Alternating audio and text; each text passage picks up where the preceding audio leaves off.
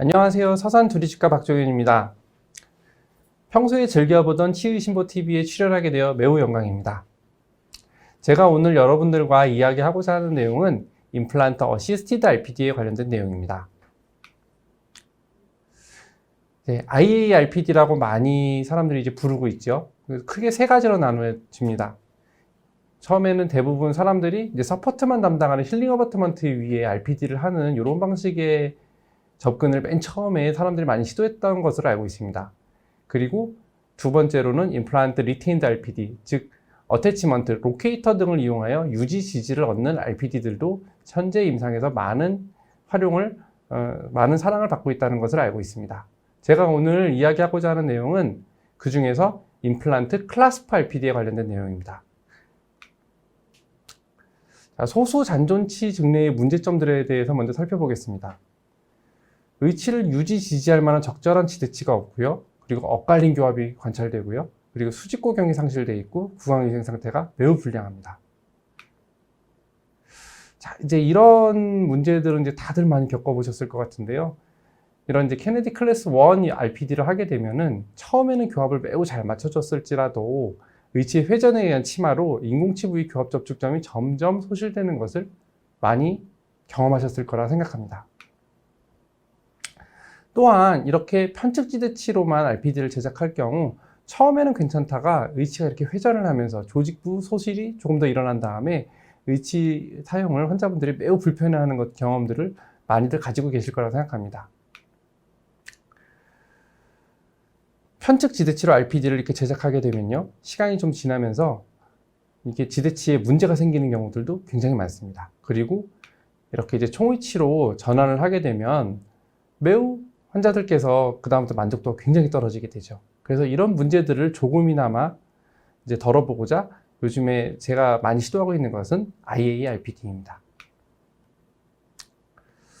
엇갈린 교합도 참 괴롭죠. 치아가 있긴 있지만 서로 물리지 못하고 반대편에 치아가 남아있다면 이럴 때 RPD를 하게 되면은 환자는 굉장히 만족도가 떨어지고요. 의치도 지대치도 쉽게 망가지게 되는 것을 많이들 저는 관찰하고 있습니다. 자, 얼마나 반가운 일인지 모르겠습니다. 임플란트와 의치가 건강보험 적용이 되면서 우리의 선택폭이 굉장히 넓어졌고요. 그리고 비용도 이 정도면은 저는 만족스러운 수준이라고 생각하고 있습니다. 임플란트를 2개 하고 하악에 RPD를 하고 상악에 총위치를 하고 이런 치료들을 저는 이제 많이 하고 있고요. 이제 이런 내용들을 오늘 이야기해 보고자 합니다. 임플란트 클래스프 RPD의 적응증에 대해서 먼저 살펴보겠습니다. 저는 제일 먼저 무치약 환자가 오게 되면요, 그리고 소수 잔존치만 남은 환자가 오게 되면은 임시의치를 먼저 제작을 합니다.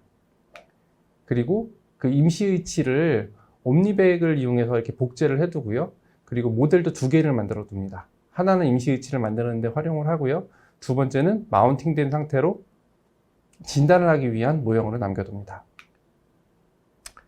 교합기상에서 마운팅된 상태에서 옴니백을 이용하여 얼마나 이제 제가 이제 수복해야 될 부분들이 조직량이 얼마나 되고 악관관계가 어떻게 되는지를 이렇게 관찰하게 되면은 많은 정보를 얻을 수 있습니다. 물론 디지털 상에서 분석하는 것이 요즘에는 대세로 알고 있지만 저는 아직까지는 이렇게 아날로그적인 방법을 많이 활용하고 있습니다.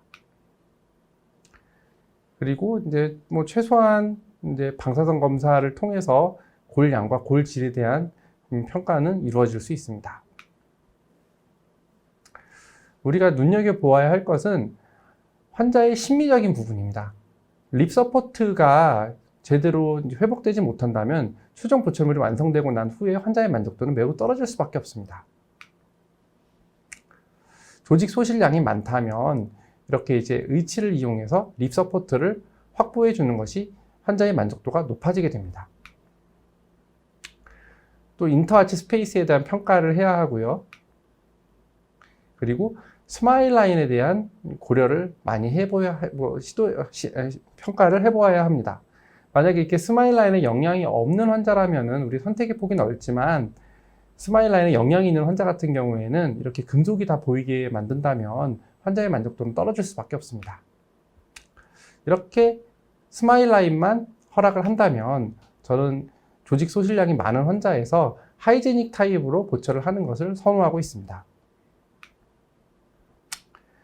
자, 이제 문헌에 나온 아우자인 문헌을 가지고 제가 이제 제 케이스를 이제 대입을 해볼 건데요. 임플란트 클래스 4 RPD의 적응증에 대해 알아보겠습니다. 클래스 1 같은 경우는 지금처럼 고등도의 손상이 있는, 그러니까 골 흡수가 매우 심한 환자의 경우를 클래스 1이라고 명명하였습니다. 자, 이런 경우에는 수평적, 수직적 캔틸레버 양을 고려해야 하고 스플린팅이 가능한 바우버덴처가 유리하다고 저는 생각하고 있습니다. 이런 경우 임플란트 클래스 4 RPD는 좋지 못한 선택이라고 생각하고 있습니다. 스플린팅이 가능한 이런 바 타입으로 그리고 덴처를 이용해서 립 서포트까지 회복을 해주는 이런 형태의 수복이 저는 가장 이상적이라고 생각하고 있습니다. 수복 공간이 15mm 이상이 되는 조직 소실량이 매우 많은 이런 환자의 경우에는 저는 가급적 가철성 보철물을 활용하고 있습니다. 자, 다른 치과에서 3년 전에 제작하고 오셨던 경우인데요. 상실된 모든 수복 공간을 모두 고정성 보철물로 채웠고 후방부는 RPD로 제작을 해서 오셨습니다. 일단 안모 개선 측면에서 매우 불리함이 있고요. 그리고 이렇게 만들게 되면은 구강 청결 관리가 매우 힘들어지게 됩니다. 그래서 저는 이렇게 수복 공간이 너무 많은 경우에 무리해서 임플란트 클래스 4 RPD로 하는 것보다는 오버덴처로 수복하는 것을 선호하고 있습니다. 두 번째는 중등도로 흡수된 치조골에서의 분석입니다. 대략적으로 이제 12에서 14mm 정도의 수복 공간이 있을 때, 이럴 때 이제 어떻게 적용을 하느냐에 대한 문제입니다. 이런 경우에도 안모지지, 립 서포트를 회복해주기 위해서 오버덴처가 가장 일반적인 선택지라고 저는 생각하고 있습니다. 상악은 조직 소실량을 최대한 고려하여 안모의 심미를 최우선으로 고려하여서 치아를 배열하고 보더의 형성을 해주어야 합니다. 보더의 두께도 형성을 해주어야 합니다. 그러나 이제 뒤에서 말씀드릴 내용인데요. 이렇게 립 서포트를 충분히 확보하지 못한 상태에서 의치를 제작하게 된다면 환자의 만족도는 떨어질 수밖에 없습니다. 환자는 의치를 하는 것은 씹어먹는 것도 목적이지만 심미적인 안모 개선도 환자분들은 같이 원하고 있기 때문입니다. 새로 의치를 만들어 드릴 때는 보드를 충분히 두껍게 만들어 드렸고요. 그리고 안모 지지가 과거보다는 좀 더 회복된 것을 관찰할 수 있었습니다. 상악과 달리 하악에서는 그래도 립 서포트가 덜 중요하다고 저는 생각하고 있습니다. 이렇게 이제 흡수량이, 잔존골의 흡수량이 상당히 좀 진행된 이런 환자에 있어서도 저는 하악에서는 심미성보다는 기능성을 최우선으로 고려합니다.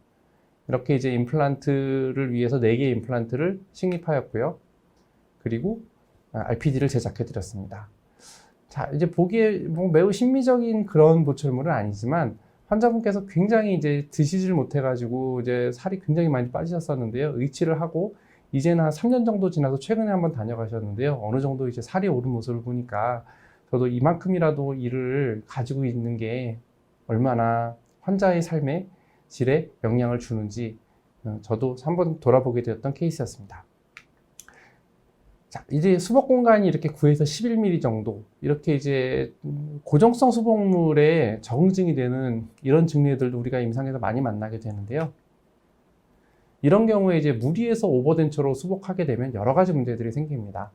다른 치과에서 이렇게 오버덴처로 수복을 하고 오셨는데요. 지속적으로 이런 오버덴처를 하기 위해서는 이제 공간이 많이 필요한데 그 공간에 억지로 이런 컴포넌트들을 끼워 넣은 결과 의치는 계속적으로 파절되고요. 그리고 인공치도 계속 탈락하고 환자의 만족도도 그리 높지 못했습니다. 그래서 이렇게 공간이 부족하다면 가급적이면 이제 고정성 수복으로 가는 게 더 합리적이라고 생각하고 있습니다. 조직부 소실량이 그렇게 크지 않다면은 고정성 보철물 또는 임플란트 클래스 4 RPD가 저는 적절하다고 생각합니다. 자, 이제 무치악 환자분이셨는데요. 이제 최소한의 치료만을 원하셨고요. 조직부 상실량은 그리 크지 않으셨습니다. 이렇게 하악에 2개의 임플란트만 식립을 하고 그리고 브릿지로 연결을 한 다음 RPD로 제작을 한다면 환자의 삶의 질은 굉장히 높아지게 됩니다. 이건 총위치에 비해서 굉장히 삶의 질이 높아질 수 있는 방법이고요. 그리고 이렇게 조직 소실량이 크지 않다면 뭐 전치부 쪽만 혹은 구치부 쪽에 임플란트를 소두로 심고 임플란트 클래스프 RPD를 하는 것이 좋은 적응증이 되는 경우라고 생각하고 있습니다. 자, 이제 도해로 보시면 좀 더 이해가 쉬우시죠? 만약에 이제 구치부 쪽엔 뼈가 없고 전방부에는 어느 정도 뼈가 많으신 이런 분들을 우리는 임상에서 많이 만나게 되는데요.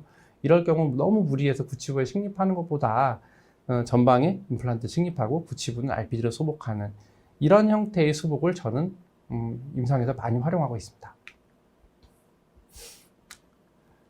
자, 이제 환자분께서는 이제 반대편에는 이제 치아가 있었는데 이제 이분 같은 경우에는 이제 그 반대편 치아가 빠지면서 편측 임플란트가 되면서 굉장히 불편하셨는데요. 그래서 이제 우측에 임플란트 두 개를 더 심으면서 이렇게 양측성 지지가 되도록 임플란트를 식립했고요. 이런 형태의 수복 저는 굉장히 많이 하고 있습니다. 자, 이제 이런 경우가 어려울 수 있는데요. 이렇게 이제 뼈가 너무 많아도 그리고 조직 소실량이 너무 적어도 문제가 되는 경우가 있습니다. 이럴 때 환자분께서 이제 가철성 수복을 원한다면은 너무 안무가 이제 돌출되게 될 수도 있고요. 그리고 제한된 공간에 오버덴처 이런 것들을 하게 되면은 컴포넌트들이 계속 지속적으로 파절되고 그리고 의치의 인공치가 탈락되고 이런 문제들이 지속적으로 발생할 수 있습니다. 이런 경우에는 가급적이면은 픽스드 보철물로 수복하는 것이 가장 이상적이라고 생각하고 있습니다. 자, 이 증례는 뭐 수복 공간이 8mm보다는 좀 더 많았던 증례인데요. 만약에 이제 8mm 이하에 남은 경우에 제가 뭐 임플란트 클래스프 RPD 했던 증례가 없어서 이 증례를 넣었는데요. 만약에 8mm 정도의 공간만 되더라도 약간만 타협을 한다면 충분히 임플란트 클래스프 RPD로도 수복할 수 있다고 생각이 듭니다. 자, 좀 간단하게만 먼저 요약을 하고 넘어가겠습니다. 그러니까 조직 소실량이 너무 많은 클래스 1에서는 사실 임플란트 클래스프 RPD가 그닥 좋지 않은 선택이라고 저는 생각이 들고요. 조직 소실량이 뭐 중등도로 이루어진 치주 질환에 의해서 발치를 했던 이제 그런 환자분 같은 경우에는 상황 개선 적용이 어렵지만 신미성이 그래도 조금 덜, 신미성보다는 기능성이 더 중요한 클래스 2에서는 하악에서는 뭐 충분히 적용해 볼 만하다고 생각하고 있습니다. 그리고 이제 조직의 흡수량이 적은 클래스 3, 클래스 4에서는 임플란트 클래스프 RPD가 좋은 선택지라고 생각하고 있습니다. 자, 몇 개를 식립하면 좋을까? 이제 이런 고민들을 이제 많이 해보게 되시죠. 근데 저희는 보험 임플란트가 2개까지만 되기 때문에 일단 2개는 뭐 2개 심는 것까지는 대부분 환자들이 거부감이 없습니다. 이렇게 만약에 편측에 지대치가 있는 경우라면 뭐 반대편에 대칭이 되게 임플란트를 이렇게 이제 식립해주고 지대치 개수가 이렇게 되면 2개에서 4개가 되고요. 그리고 직선 지지가 사각 지지가 되기 때문에 의치의 RPD의 만족도는 굉장히 크게 높아지게 됩니다. 그리고 장기적인 예후도 훨씬 더 좋아지게 됩니다. 그래서 엇갈린 교합을 해결할 수 있고 대칭이 되는 위치에 그다음에 직선 지지를 사각 지지로 만들어줄 수 있는 위치에 식립하는 것을 저는 선호하고 있습니다.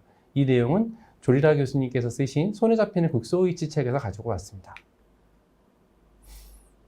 아까 잠시 보여드렸던 증례인데요. 대칭적으로 잔존치가 하나 있기 때문에 뭐 2개만 임플란트를 식립하고 RPD를 해드렸었는데요. 1년 2개월 만에 결국 발과하게 되었습니다.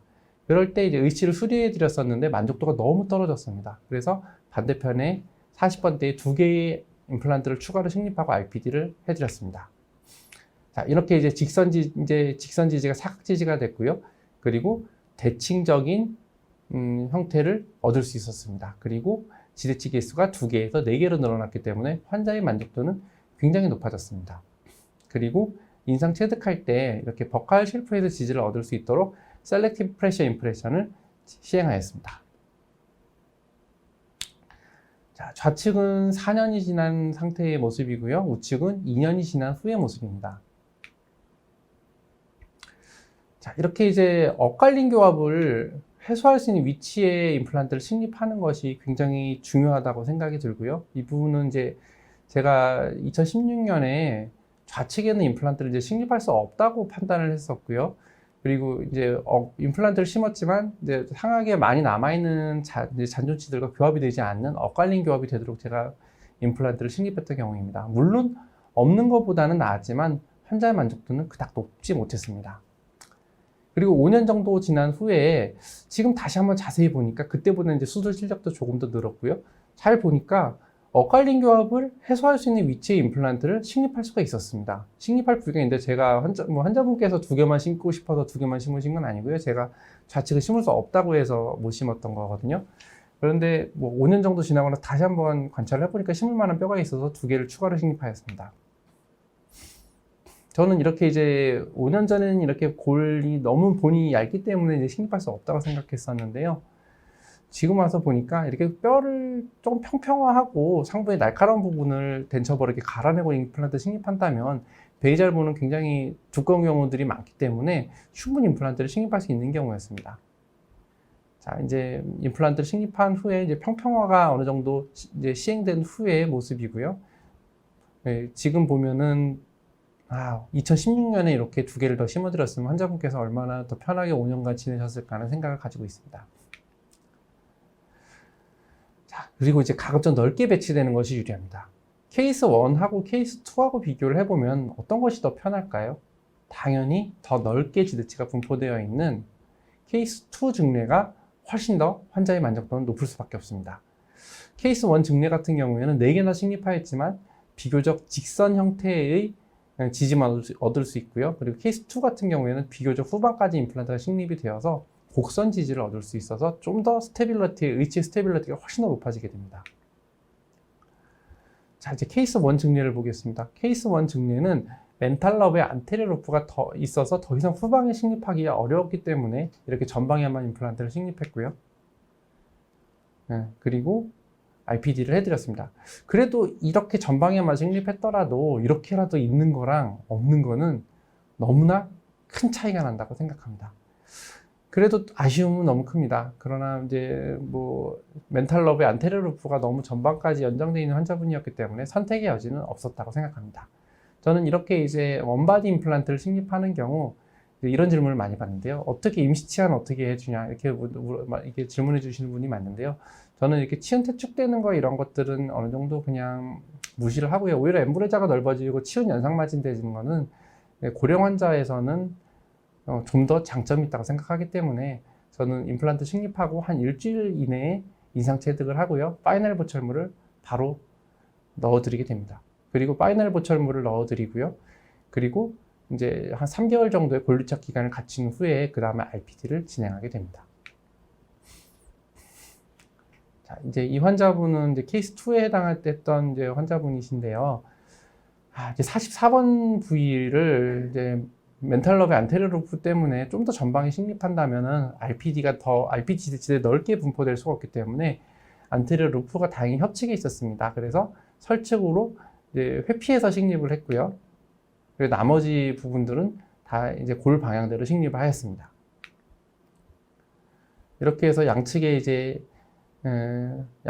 대칭이 되도록 4개의 임플란트를 식립하고 RPD를 제작해드렸고, 환자의 만족도는 앞에 케이스 1 환자에 비해서는 훨씬 높았고, 환자의 저장 능력도 훨씬 더 많이 개선이 된 것을 관찰할 수 있었습니다. 이제 오클루잘 서포트 존에 관련된 내용인데요. 환자분은 어디에 임플란트를 심어주면 더 좋아할까요? 전치부일까요? 아니면 소고칠까요? 대고칠까요? 고령의 환자분들이 일단은 이제 의치를 하고 임플란트를 할 때 제일 큰 기대를 하는 것은 밥을 잘 먹는 겁니다. 그래서 오클루잘 서포트 존은 대부분 대구치가 많은 사람들이 만족도가 높고요. 그리고 그 다음엔 소고치끼리 대합되고, 그리고 전치부만 남은 사람, 엇갈린 교합이 있는 사람, 이런 사람들은 이제 저작의 만족도가 굉장히 떨어지게 됩니다.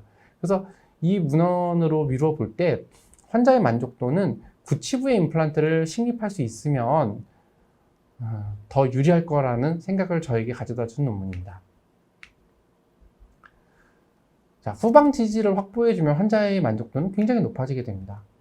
일단 맨날 의치를 하고 나면 환자분들께서는 이제 의치가 이제 연조직에 눌리는 것 때문에 힘들어하는 경우들이 많잖아요. 이럴 때 이제 후방 지지를 확보해줄 수 있는 이런 위치를 선택한다면 의치의 만족도는 높아질 수밖에 없습니다. 하악 구치부에 4개의 임플란트를 식립하고 후방 지지를 확보해 드렸습니다. 그리고 제가 이제 임플란트 RPD를 할 때만 이제 제가 주로 하는 방법들인데요. 저는 가급적이면은 이렇게 소수 임플란트를 설립할 때 고령 환자분들에게 저는 이렇게 GBR라는 것을 별로 좋아하지 않습니다. 그래서 가급적이면 있는 뼈들을 활용하는데요. 있는 뼈들 중에서 이렇게 만약에 이제 설치기만 있다. 그러면 그냥 저는 설치기로 식립합니다. 이렇게 된다면 물론 단점은 있습니다. 자, 이렇게 되면은 보철밀 컨투어가 나빠지게 되고 클라스프가 좀 더 상방에 걸릴 수밖에 없습니다. 왜냐하면 언더컷 양이 더 많아지기 때문입니다. 그래도 이렇게 고령인 환자분들에서 임플란트 보험 RPD, 보험 틀니를 할 때 저는 환자분들이 좀 더 편안하게 예지성 있는 치료를 받기를 원하기 때문에 이 정도는 어느 정도 양보를 하고요. 있는 뼈를 최대한 활용하는 방향으로 가고 있습니다. 자, 이 환자분은 좀 아쉬움이 있었던 증례인데요. 잔존골이 이 정도면 충분히 많았습니다. 만약에 제가 이런 6, 7이 아니라 5, 7을 식립하고 중간에 파닉을 활용했다면 훨씬 더 환자의 만족도는 높았을 것이라고 생각합니다. 자, 그래도 어쨌든 이렇게 양측성으로 이제 구치부가 생겼기 때문에 환자의 만족도는 일단은 뭐 괜찮은, 환자의 만족도는 높았지만 뭐 두고두고 좀 아쉬움이 있는 증례였습니다. 앞쪽에 뼈가 충분한 뼈의 양과 질이 좋은 뼈들이 있었는데 제가 너무 후방에 임플란트를 식립했던 것이 아쉬움으로 남았던 증례입니다. 그리고 저는 가급적이면 아까 앞서 말씀드린 것처럼 고리식보다는 고리식을 하지 않고 환자가 가지고 있는 뼈를 최대한 활용하는 것을 선호하고 있습니다. 이렇게 이제 치조제가 많이 얇아서 임플란트 식립하기 어렵겠다 생각이 들더라도 치조제를 좀 편평화한다면은 베이잘본들은 대부분 다 좀 두껍게 남아있는 경우들이 많기 때문에 임플란트를 식립할 수 있는 경우들이 많이 있습니다. 자, 좌측에 보면 베이잘본이 매우 얇아 보이지만 편평화하고 임플란트를 식립하고 보면은 뭐 골폭이 뭐 충분히 보이는 경우들, 이런 경우들은 임상에서 우리가 많이 만날 수 있습니다. 임플란트를 4개를 전방에 임플란트를 식립했고요. 그리고 RPD로 수복해 드렸습니다. 그래서 제가 이제 골 편평화하는 도구들 몇 개를 사용해 보았는데요. 이런 도구들도 다 좋습니다. 이렇게 콘트라앵글에 연결해서 쓰는 도구들도 좋고요. 이렇게 이제 편평화한 다음에 임플란트를 식립한다면은 임플란트 식립하는 게 그닥 어렵지 않고 우리가 눈으로 볼 때 너무 얇은 치조제라고 생각이 들어도 실제로는 골폭이 그렇게 많이 얇지 않은 경우들이, 베이잘본들은 뭐 얇지 않은 경우들이 많이 있는 것 같습니다. 제가 제일 좋아하는 도구인데요. 저는 이렇게 콘트라앵글에 연결해서 쓰다 보니까 뭐 쓰는 데는 크게 문제는 없는데 콘트라앵글이 자꾸 이제 장축 방향과 콘트라앵글의 장축 방향과 다르게 힘을 주다 보면 자꾸 고장이 나는 경우들이 있었습니다. 그래서 저는 이제 스트레이트 앵글의 덴처벌, 동그란 모양의 덴처벌을 이용해서 쓰고 있는데요. 그렇게 하다 보니까 고장이 거의 나지 않습니다. 힘도 매우 좋고, 그래서 저는 우측에 있는 것처럼 저는 이렇게 덴처벌을 이용해서 이제 하는 것을, 이제 볼을 평평화하는 것을 선호하고 있습니다. 그 다음에 저희가 이제 고려해야 되는 부분은 대합 잔존치와 교합이 되어야 환자들은 만족도가 당연히 높아질 수밖에 없습니다. 엇갈린 교합을 피하게 만들어줘야 된다는 말과 똑같은 말인데요. 2개의 임플란트를 식립하고 RPD를 해드렸습니다. 환자분께서는 결국에는 이제 대합치와 이렇게 물리는 쪽, 그쪽으로만 이제 식사를 하게 되는 상황이 되었고요. 결국에 4년 지난 후에 도제 파절이 발생하였습니다. 그 도제 파절 얘기 이제 뒤에서 이제 또 한번 뭐 더 자세하게 해드리겠습니다. 그리고 저는 뼈가 정말로 골 조건이 좋고 아무데나 다 심을 수 있는 이런 조건이라면 가장 선호하는 위치는 4번, 6번을 심고 중간 5번을 파닉으로 수복하는 것을 가장 선호하고 있습니다. 자, 이렇게 이제 4번, 6번 브릿지로 보철을 수복하고 RPD를 해주는 경우가 이제 외국에서 보면은 사실 되게 황당할 수 있는 일인데요. 뭐 2개 정도만 더 식립하고 전치부를 브릿지로 묶으면 RPD를 안 해도 되는데 왜 이렇게 하냐, 이렇게 이제 이런 얘기를 외국 치과 의사들이 보면 그렇게 얘기를 할 것 같습니다. 그러나 우리나라는 건강보험에서 의치를 지원하기 때문에 경제적인 이유로 충분히 해볼 만한 가치가 있다고 생각을 합니다. 자, 이제 상악 RPD에 관련된 내용입니다. 상악 RPD는 저는 많이 해보지는 않았는데요. 골 조건이 매우 좋은 사람이었고요.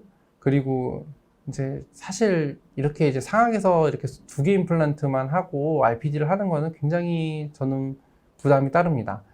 반대편에 있는 좌측에 있는 브릿지 지대치도 그렇게 뭐 좋은 상태가 아니고요.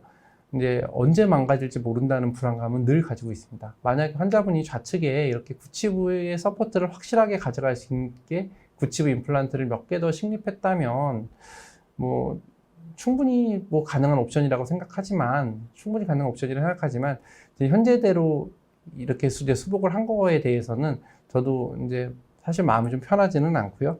환자와 이제 비용적인 문제로 타협해서 이렇게 수복을 했지만 지속적인 이제 관찰이 필요하다고 생각합니다.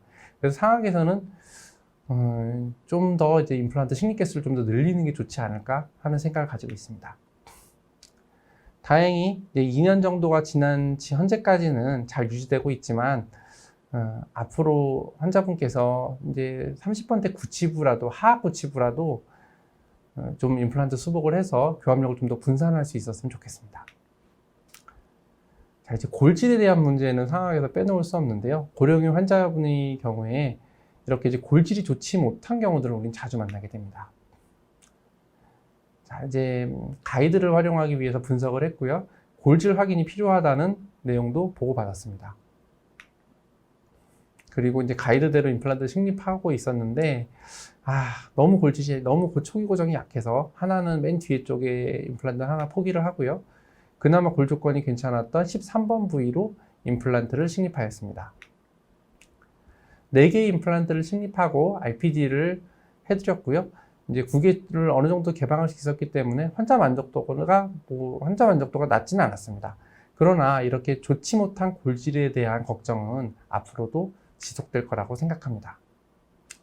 물론 단기적으로는 뭐 아직까지는 크게 문제는 없지만 장기적으로 이 약한 골질이 잘 버텨줄까, 이제 이런 거에 대한 걱정은 늘 많기 때문에 상악 RPD는 저는 최소한으로 적용하고 있고요. 아직은 많이 활용하고 있지는 않습니다. 자, 이제 몇 가지 저희 임상 팁에 대해서만 알려드리겠습니다. 자, 모든 임플란트 수복에서 임플란트 주변 잔존골량은 매우 중요한 요소입니다.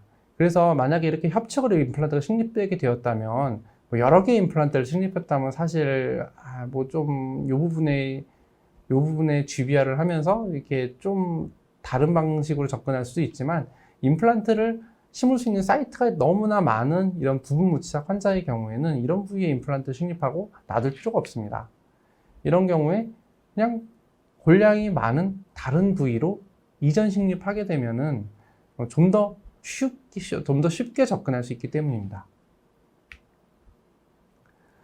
만약 제가 이제 임플란트를 이동 식립할 때 조금 더 이제 더 넓게 분포를 시키기 위해서 한 칸 더 뒤로 6번 자리, 5번이 아니라 6번 자리로 임플란트 식립했다면은 환자 만족도는 더 높았을 거라고 생각합니다.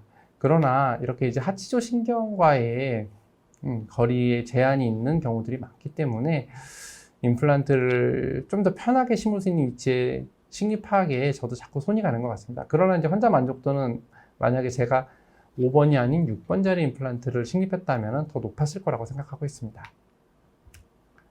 자, 이제 픽스처 파절에 대한 이야기인데요. 이제 이렇게 이제 인터널 코니컬 타입 픽스처를 많이 오랫동안 사용하시는 분들은 대부분 다 저처럼 이렇게 이제 임플란트 픽스처의 세로 파절을 경험하였을 거라고 생각합니다.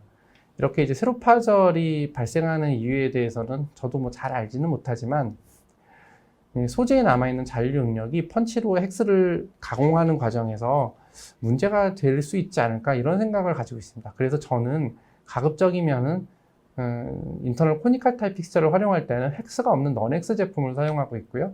이 넌-헥스 제품을 사용하게 되면은 헥스를 가공할 때 생기는 그런 문제, 펀치를 이렇게 찍는 이제 그런 과정에서 생기는 그런 문제를 어느 정도 배제할 수 있다고 생각이 들고요. 그리고 더 측벽을 더 두껍게 가져갈 수 있는 형태이기 때문에 조금 더 세로 파절에서는 조금 더 유리하지 않을까, 이런 생각을 가지고 저는 헥스가 없는 제품을 주로 사용하고 있습니다. 그리고 저는 제가 제일 많이 사용하는 미니 사이즈에서 제일 많이 사용하는 제품은 이제 3.6 사이즈입니다. 3.6 사이즈의 장점은 플랫폼이 미니가 아니라 레귤러 플랫폼이기 때문에 이제 어버트먼트, 힐링 어버트먼트, 인프레션 코핑을 한 가지만 가지고 있어도 되기 때문에 저는 이제 가급적 3.6 사이즈 제품을 많이 사용하고 있습니다. 예, 지금 보시면은 TS3 넌X 픽스처를 식립한 모습입니다. 그리고 우측에는 원바디 픽스처를 식립한 모습입니다. 자, 내부를 잘 보시면 내부에 헥스 구조가 없습니다. 이런 제품들이 저는 뭐 장기적인 데이터가 저도 없지만 세로 파절 문제에서 그래도 조금 더 유리하지 않을까 이런 생각을 가지고 접근하고 있습니다. 자, 이제 도제 파절도 너무나 괴로운 문제인데요. RPD 지대치에서 도제가 파절됐다. 이거 생각보다 심각한 문제일 수 있습니다. 도제가 파절됐을 때 이 부분에 만약에 이 부분에 클라스파 걸리는 부위다. 그리고 가이딩 플레인이 위치되는 부위다. 그렇다면은 RPD 자체가 스테빌러티가 그리고 리텐션이 굉장히 떨어지게 됩니다. 그래서 이제 저는 환자분께서 동의만 해주신다면 가급적이면 메탈로 콜루전으로 제작하는 것을 선호하고요. 환자분께서 꼭 치아색을 원하신다면 지금처럼 메탈 서포트를 확실하게 받을 수 있게 이렇게 메탈 링을 두르고 인접면도 가급적이면 메탈로 처리하는 것을 선호합니다. 자, 이제 도제 파절 문제인데요. 환자분께서는 갑자기 씹히지 않는다고 오셨습니다. 앞서 한번 보여드렸던 증례인데요. 제가 앞서 어디에 심을까의 문제에서 대합치와 대합 잔존치와 교합될 수 있는 위치에 심으라고 말씀드렸잖아요. 그런데 이렇게 이제 소수 임플란트로 모든 힘이 집중되다 보면 이렇게 파절되는 문제들은 빈번하게 발생하게 됩니다. 그래서 2017년에 맨 처음에 했을 때보다 결국에는 점점점 수직 고경이 낮아지는 것을 관찰할 수 있습니다. 그 이유는 그 깨진 부분을 닿게 해드리기 위해서 제가 주변을 다 교합 조정을 전반적으로 해드렸기 때문입니다. 이렇게 된다면은 여러 가지 문제들이 또 발생할 수가 있는데요. 그래도 이제 소수 임플란트에서 교합이 안 되면 환자의 만족도는 너무 떨어지기 때문에 일단 이렇게 제작을 해드렸는데요. 이렇게 되는 문제들 때문에 가급적이면 메탈로 콜루전으로 하는 거가 소수 임플란트만 남았을 때는 더 유리하지 않을까 이런 생각을 가지고 있습니다. 그리고 이제 이렇게 이제 비움과 타협해서 잔존 치아들을 놔두고 RPD를 해드렸습니다. 그리고 이제 나중에 이 환자분 가족분에게 전해 들었는데요.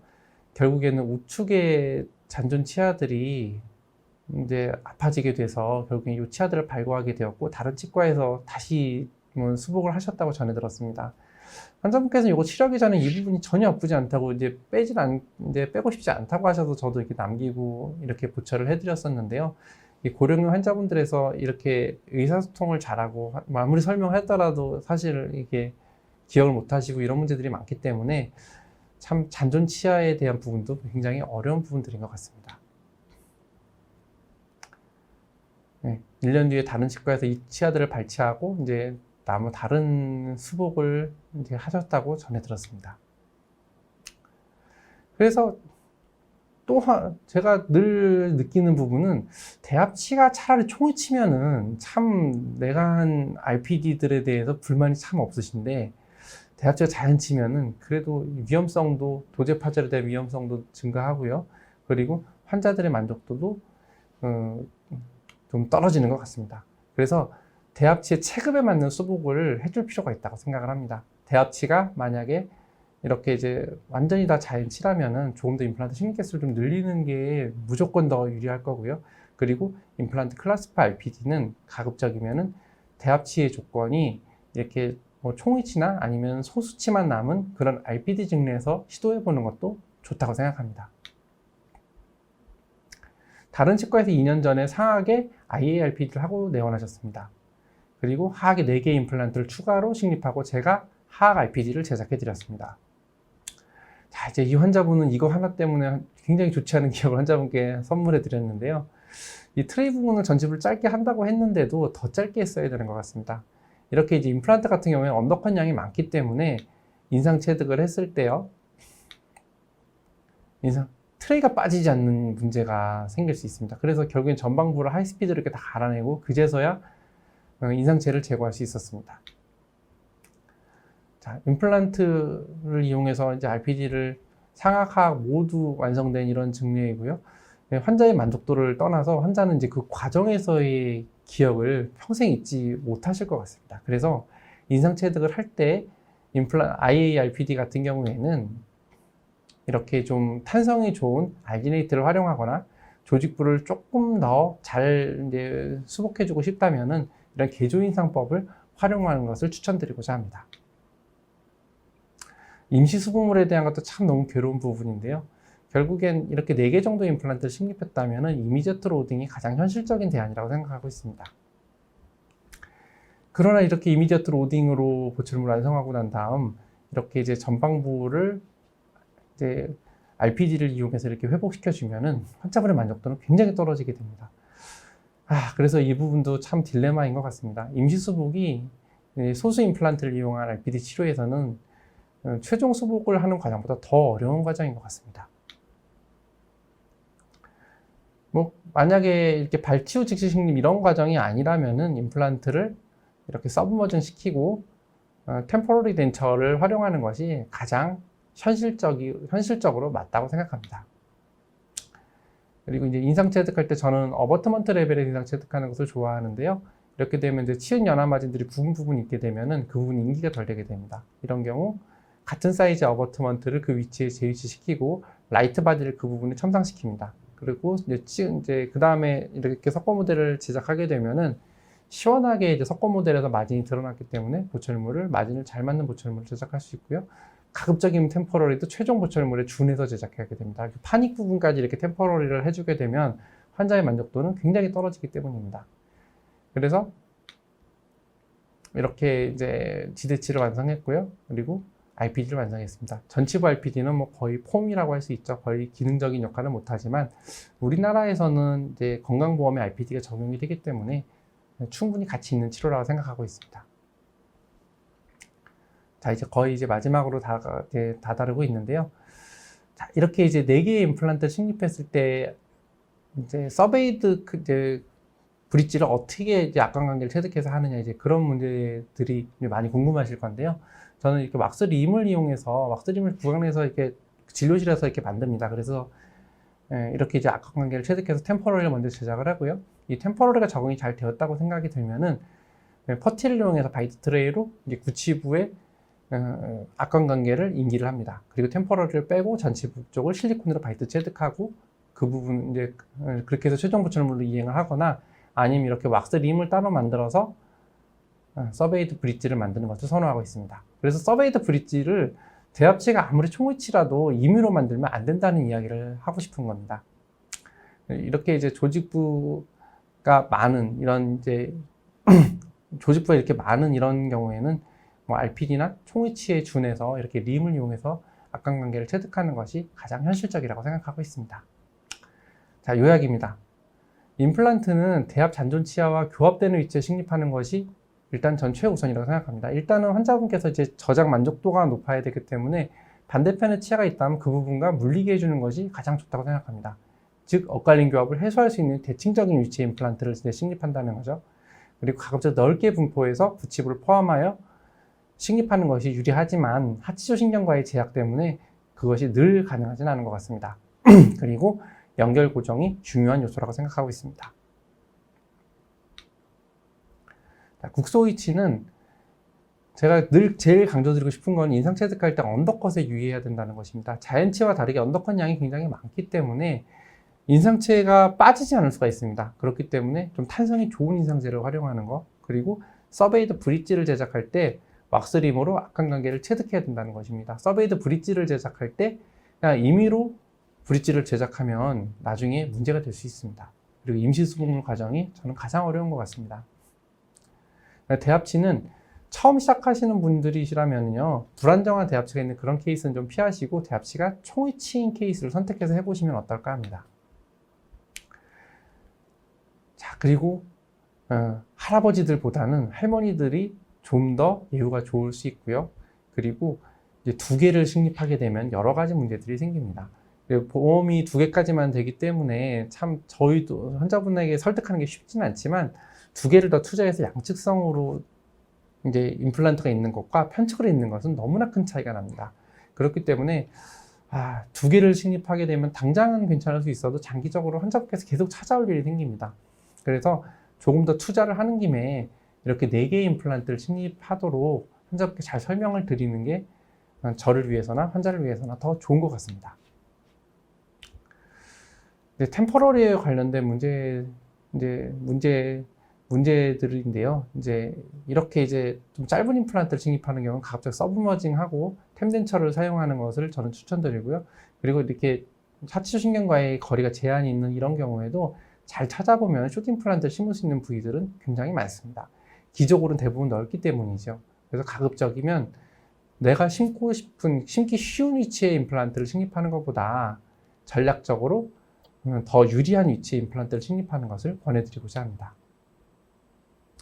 그리고 파닉을 활용해서 좀 더 고정성 부철물의 범위를 더 넓게 만들어주고, 그리고 가급적이면은 후방에 식립해 줄수록 환자의 만족도는 높아지게 됩니다. 또 심기 쉬운 위치, 예를 들어서 지금처럼 만약에 43번짜리 임플란트를 식립했다면은 환자의 만족도는 떨어질 수밖에 없습니다. 그래서 엑스레이 분석을 열심히 하고 가이드도 활용해서 가급적이면 후방에 식립할 수 있는 위치를 찾아서 식립해 주는 것이 바람직하다고 생각합니다. 가장 현실적인, 요거 하나만 더 설명드릴게요. 그리고 임시수복을 위해서 가장 현실적인 방법은 저희가 발치 후 즉시 식립을 안 할 수가 없거든요. 발치가 될 때까지 기다렸다가 또 임플란트하고 서브머징 했다가 또 이렇게 하다 보면 시간이 너무 많이 걸립니다. 그렇기 때문에 가장 현실적인 임시 치아를 위한 대안은 이미디어트 로딩이라고 생각하고 있고요. 근데 문제는 이렇게 이미디어트 로딩으로 수복을 해주게 되면 최종 부철물 환자 만족도가 떨어지는 게 참 문제이긴 한데요. 어쩔 수 없다고 생각합니다. 자, 책을 하나 소개해드리고자 합니다. 제가 오늘 강의한 내용들을 알게 된 가장 기본이 됐던 내용들을 담고 있는 그런 책들인데요. 개원이들에게 너무나 도움이 될 수 있는, 그리고 우리가 잊고 있었던, 기본기를 매일 접하는 임상에서 잊고 있었던 이런 내용들을 다시 한번 알게 해준 이런 책입니다. 손에 잡히는 국소 위치, 손에 잡히는 총위치 책. 이 책에는 우리가 임상만 하면서 잊고 있었던 기본기들을 알게 해줬던 매우 유용한 책이라고 생각하고 있습니다. IARPD에 대한 이야기는 여기까지 하고 저는 이만 물러가도록 하겠습니다. 감사합니다.